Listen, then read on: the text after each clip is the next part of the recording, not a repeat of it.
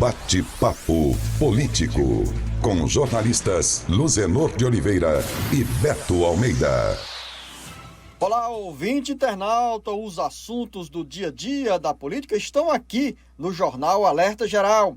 STF confirma CPI da Covid-19. Aliados do governo federal se preparam para o conflito político e governos estaduais da região Nordeste entram na agenda de investigações dos gastos e recursos da União na área da pandemia.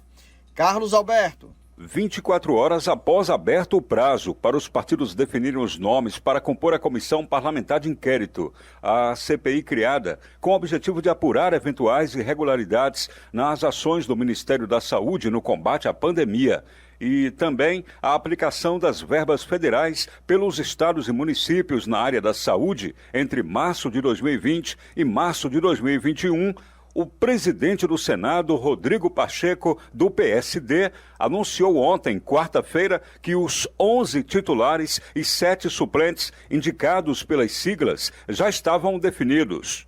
Dos 11 senadores titulares na CPI, 2, Tasso Gereissati e Eduardo Girão, são cearenses. O tucano sempre defendeu a apuração de denúncias de irregularidades nas medidas implantadas pelo governo federal para combater a pandemia, enquanto Girão propôs e conseguiu ampliar o objeto da Comissão Parlamentar de Inquérito, que terá também o papel de investigar como os governos estaduais e municipais gastaram o dinheiro transferido pela União para as ações na área da saúde. O presidente do Senado, Rodrigo Pacheco, disse nesta quarta-feira que definirá em breve a data de instalação da CPI. Segundo Pacheco, a primeira reunião terá que ser presencial para a eleição do presidente do colegiado, mas deverá seguir todos os protocolos sanitários.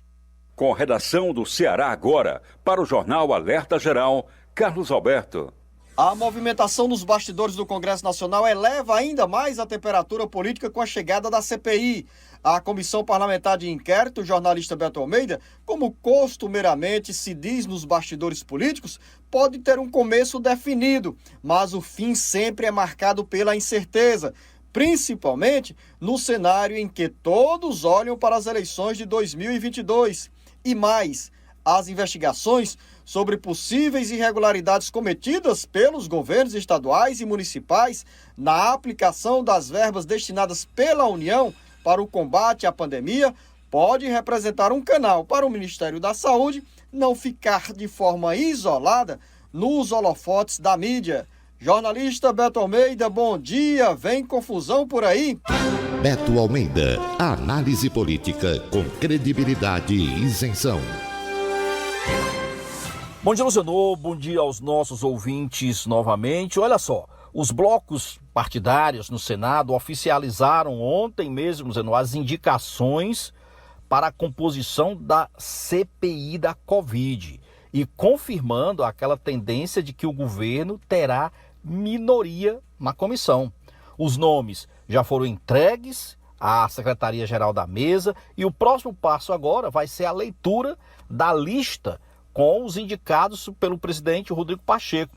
Isso vai o quê? Possibilitar já o agendamento da primeira reunião e, logicamente, a consequente instalação para valer da CPI. E se depender dos integrantes da comissão, eles querem que esses trabalhos já comecem de imediato, contrariando uma ação do governo, principalmente dos aliados de Bolsonaro, que querem, por exemplo, deixar passar a pandemia para que as reuniões da CPI sejam de fato iniciadas. Não é isso que quer o pessoal da oposição naturalmente. E o embate agora, dizendo, para além dos nomes que tinham prazo de 10 dias, mas os partidos já indicaram, é definir quem vai ser o relator e também, lógico, o presidente dessa comissão.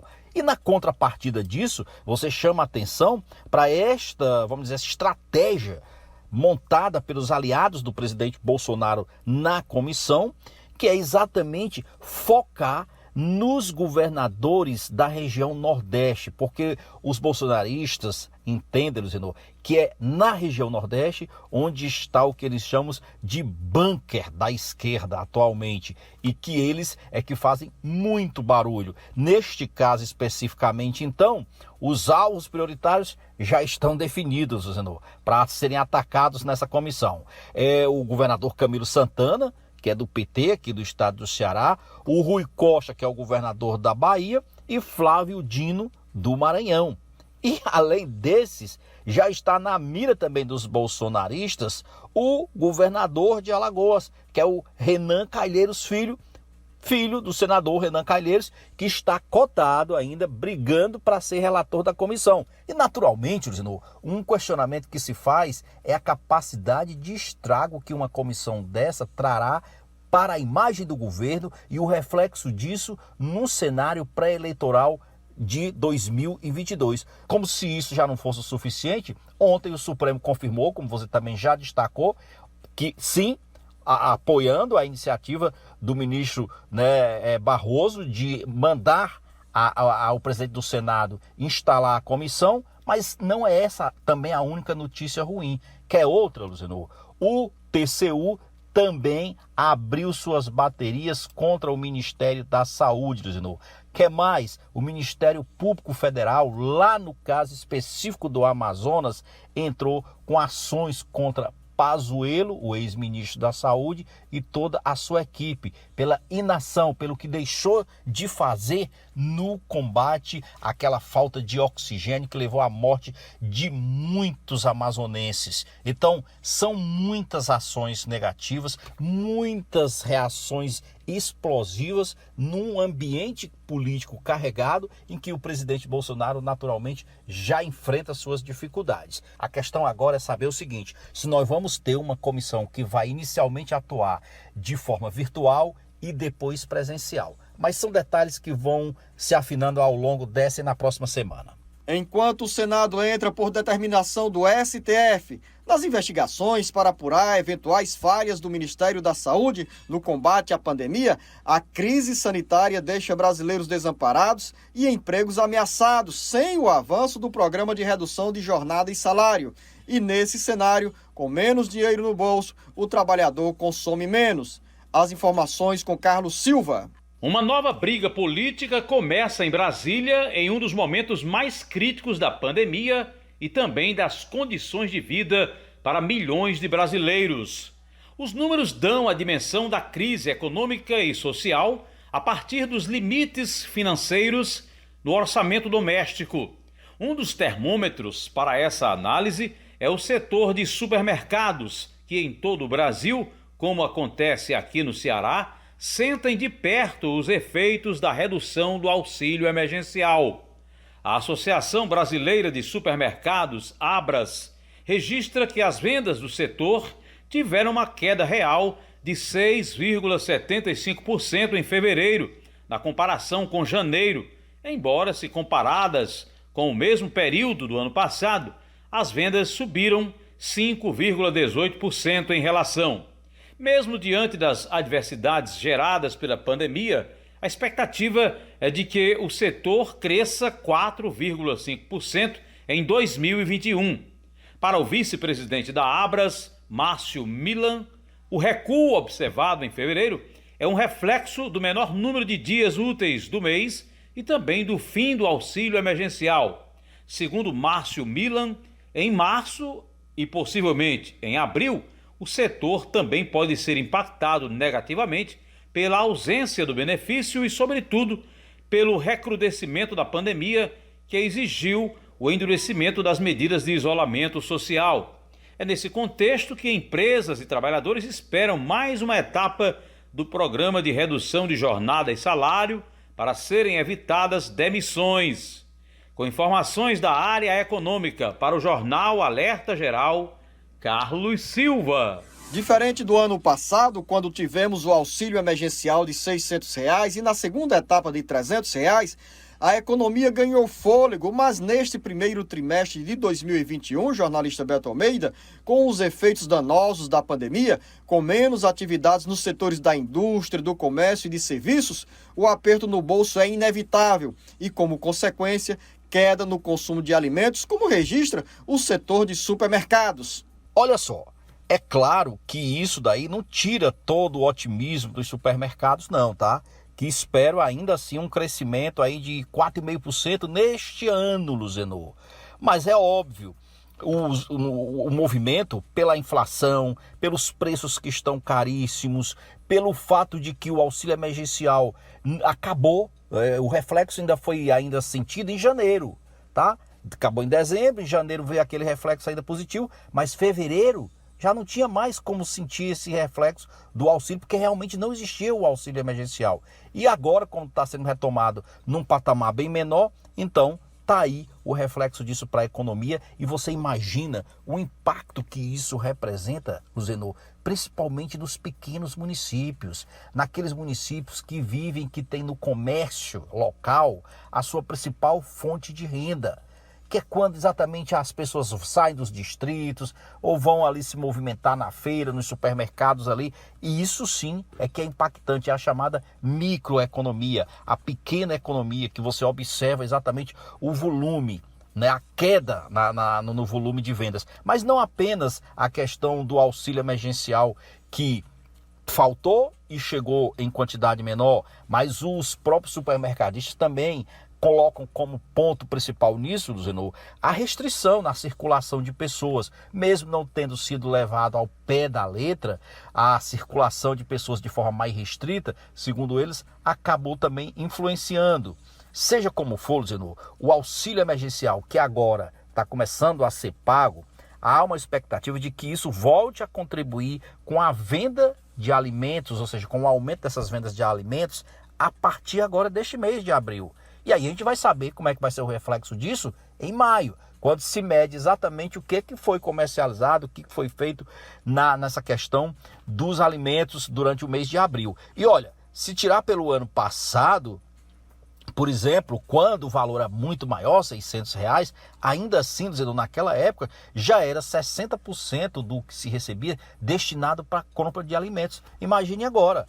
Quer dizer, o que se receber só dá mesmo para comprar o básico do básico da cesta básica. E daqui a pouco, dentro do bate-papo político, vamos falar que hoje é o último dia para fechamento da folha de benefícios do mês de abril do INSS. E com o impasse no orçamento da União, o governo federal não tem como antecipar, nesse momento, a primeira parcela do 13º para aposentados e pensionistas. Fique ligado, fique ligada. Daqui a pouco eu volto com o jornalista Beto Almeida. O Ceará inteiro ligado através da informação. Alerta Geral. Mais uma semana está indo embora sem que o impasse no orçamento da União tenha sido resolvido. Isso tem muita implicação no seu cotidiano. Além do congelamento de recursos para obras e serviços, o governo federal não tem como antecipar o 13º dos aposentados e pensionistas do INSS na folha de abril, que está sendo fechada. Sátrio Salles. Um nó difícil de ser desfeito, mas já com data marcada para desatar. Dia 22 de abril. E não é apenas a data do descobrimento do Brasil, mas nos termos atuais, o prazo final para o presidente Jair Bolsonaro sancionar ou vetar o texto da Lei Orçamentária de 2021.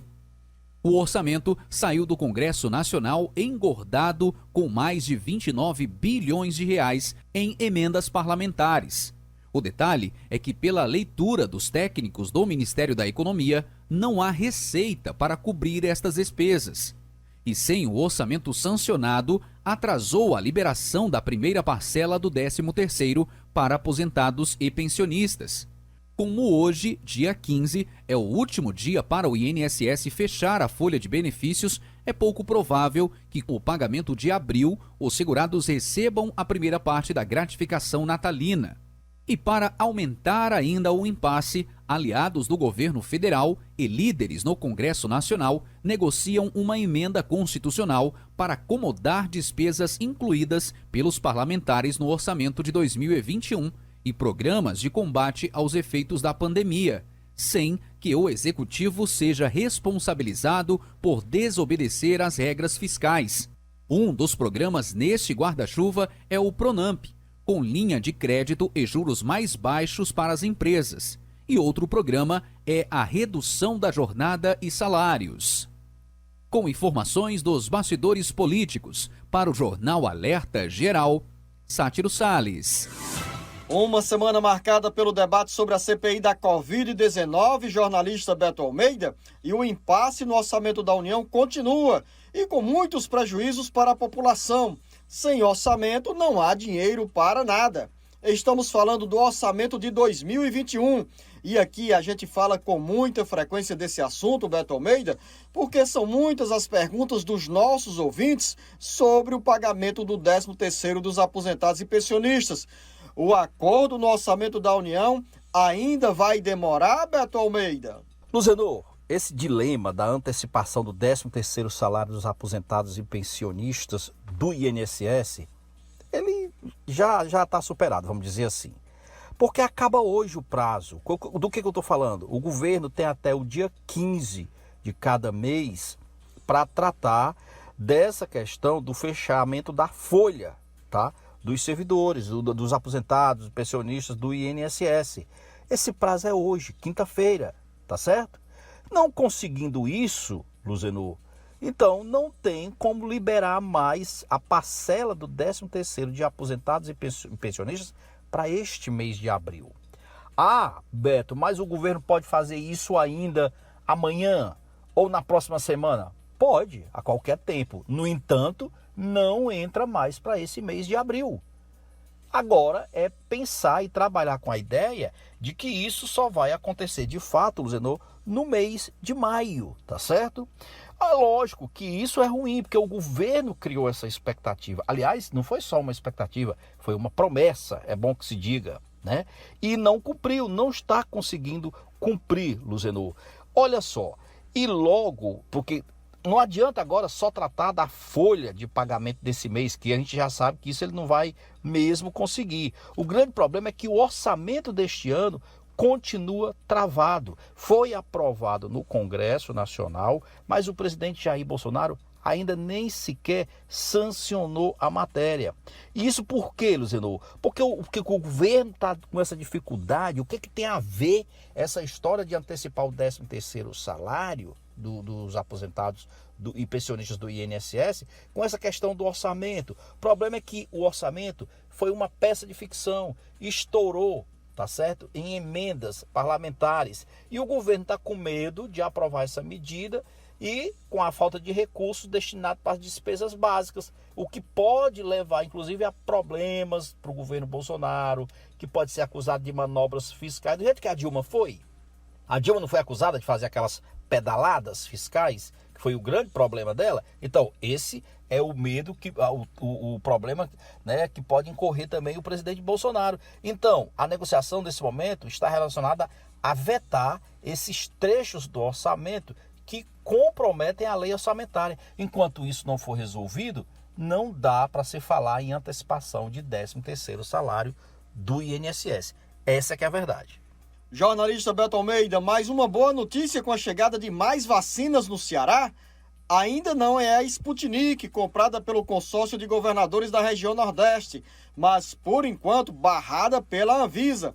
E nessas próximas horas, jornalista Beto Almeida, já está definida a quantidade de novas doses de imunizantes contra a Covid-19 que chegam ao Ceará? Na terça-feira, Luzenor, o governador Camilo Santana fez uma live, né, nas redes sociais dele, e confirmou que estava aguardando aí do Ministério da Saúde o envio de um novo lote de vacinas contra a Covid-19 aqui para o estado do Ceará. Só que ele ainda não tinha adiantado, né, o total da quantidade de imunizantes que seriam enviados. No entanto, ontem o governador voltou às redes sociais, ainda mais otimista, e confirmando agora sim a quantidade de vacinas.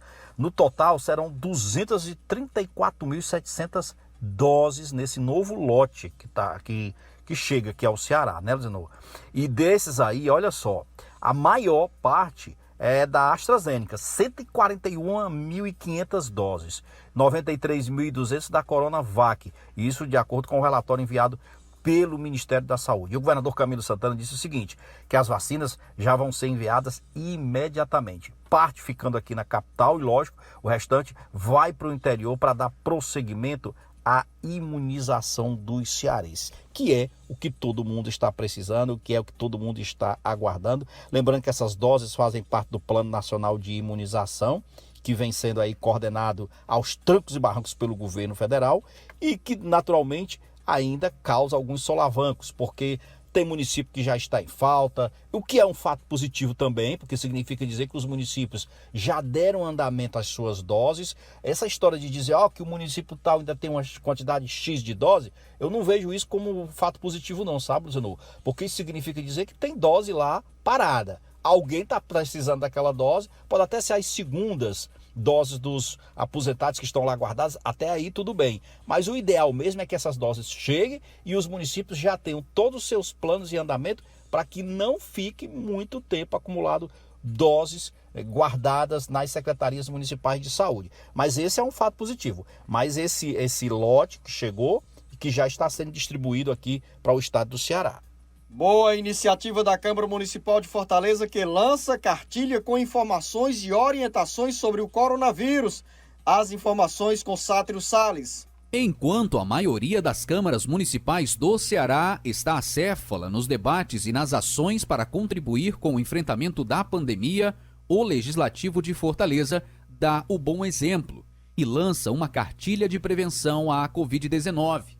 O conteúdo, que é útil não apenas para quem mora na capital, tem informações importantes sobre o coronavírus e dá ênfase à nova cepa de Manaus, a P1, variante que foi identificada em 70% dos casos da doença no Ceará nesta segunda onda da doença. A cartilha ainda apresenta esclarecimentos e explica sobre dúvidas sobre a diferença entre a Covid-19 e a gripe comum, sintomas e tipos de exames, cuidados com os pedidos via delivery, sobrevivência do vírus em superfícies e produtos de limpeza que eliminam o coronavírus.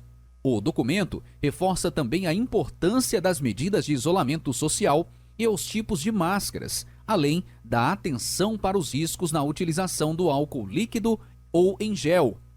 Ao falar da Covid-19, faz as pessoas se questionarem sobre como conviver com familiares infectados, questões que a cartilha trata de uma forma bem didática.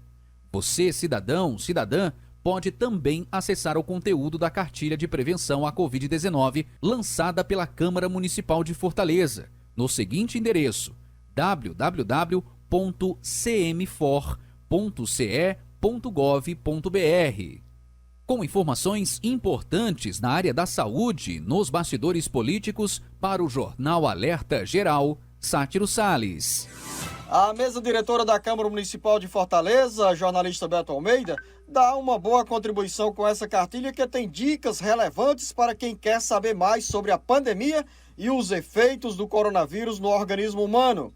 O conteúdo da cartilha, como disse o repórter Sátiro Salles, pode ser acessado pela internet.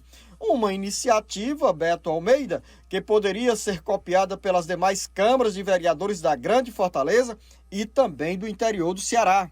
Informação nunca é demais, né, Luciano?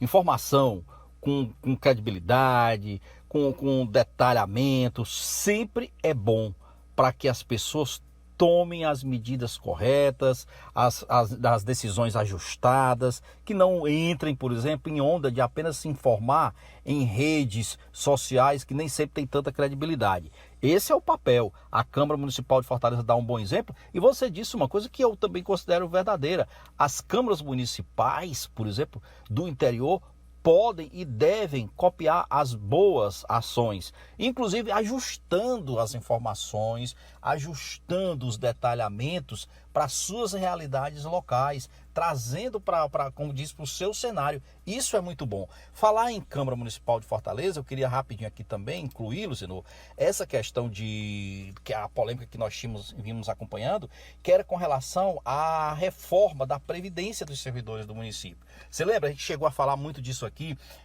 O prefeito Zé Sarto mandou em fevereiro, depois retirou a proposta porque houve uma reação forte dos servidores, ele ali tentou negociar. Bom, O fato é que ontem finalmente foi aprovada em segunda votação, né, o texto base da reforma para os servidores municipais.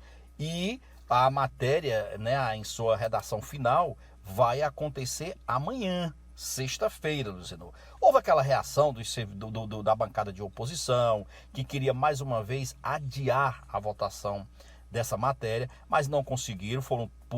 A matéria acabou sendo aprovada por 30 votos a 11, quer dizer, numa margem que deu essa segurança, que era até esperado, diga-se de passagem.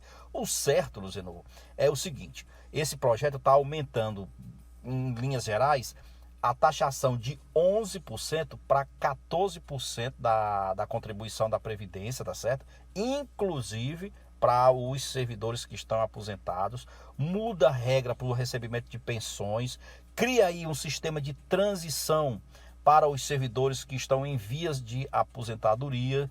O texto nem é duro, mas ele não é diferente do que foi aprovado pela Assembleia Legislativa, do que foi aprovado lá pelo Congresso Nacional. É bom que se diga, a Câmara Municipal ela só está se adequando, inclusive, a uma exigência do governo federal para essas novas regras da Previdência.